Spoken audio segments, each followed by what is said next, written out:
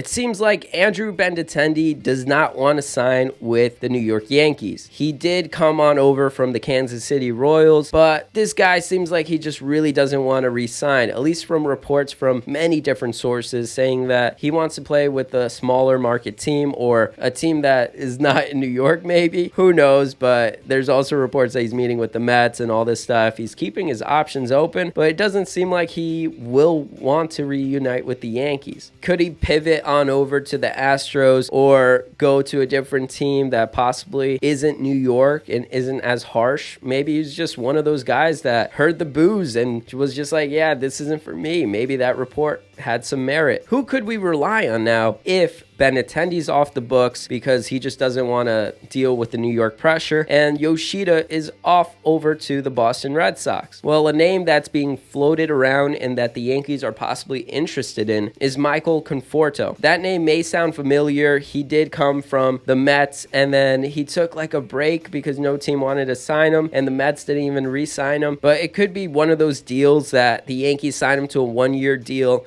so that he can prove himself, show his value to the market, and then later on get a longer term deal. I was really curious about how Michael Conforto would be as a Yankee, and so I asked my friend Will, who's a Mets fan, a longtime Mets fan, forever Mets fan, one of the guys that really loves the Mets, to give me his perspective on Michael Conforto when he was on the Mets and the type of guy he is from a fan point of view, and see what he can tell us, some insights about the guy where possibly we might have him on the Yankees. Thanks, Anzo. Yeah, Michael Conforto is a great left-handed bat that I enjoyed watching as a Met fan for a good amount of years. Was pretty upset, honestly, that they didn't re-sign him. I know that Scott Boras kind of played some games with the Mets, so it was a little tougher. Michael Conforto is a solid outfielder. He's got a good arm. Definitely could play a little left field for you. He mostly played right field for the Mets, but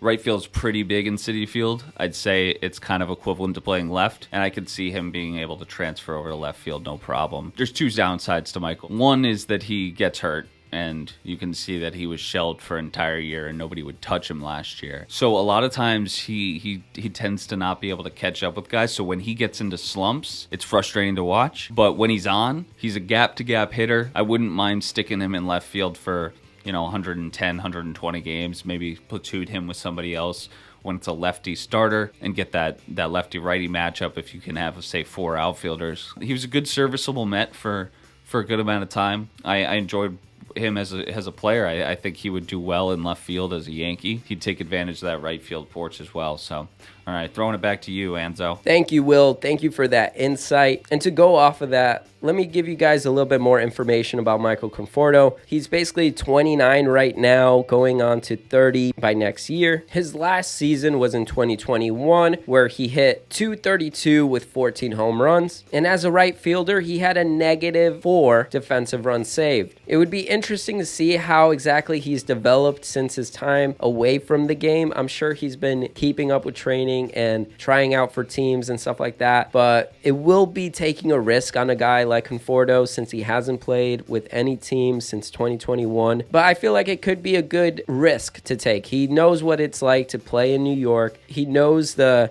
fans, the atmosphere, and how it would be like. It could be worth paying him cheaply for him to prove himself and then going from there. Obviously, you would want a Benintendi instead of taking a risk on someone, or a Yoshida, but the Yankees slept on Yoshida, which I would have went ahead and taken him away from the Red Sox, but the Yankees were preoccupied with signing Judge. Maybe Yoshida just ended up liking the Red Sox, and that's it. But with the reports of Benintendi possibly looking elsewhere, we're going to have to look at some options. And yes, Oswaldo Cabrera could be an option as well, keeping him out there. But with the likes of Aaron Hicks possibly getting traded, we're going to need a guy to step on up and be our left fielder. Could it be a Giancarlo Stanton? Yes, we could give him some reps out there, but a Michael Conforto could go out there in left and fill in that spot, at least for the next year. We're definitely waiting on Dominguez to get ready and come through the minors. Conforto could possibly be a stopgap for us. I mean, at the end of the day, it is a risk. The last time he played left field was in 2018, and yeah, he played about 80-ish games out there. It's a risk, and it's something that's not ideal, but since we lost out on Yoshida and we're possibly going to lose out on Benintendi, and our only other option is really Oswaldo Cabrera or Giancarlo Stanton. Maybe Conforto and Stanton can,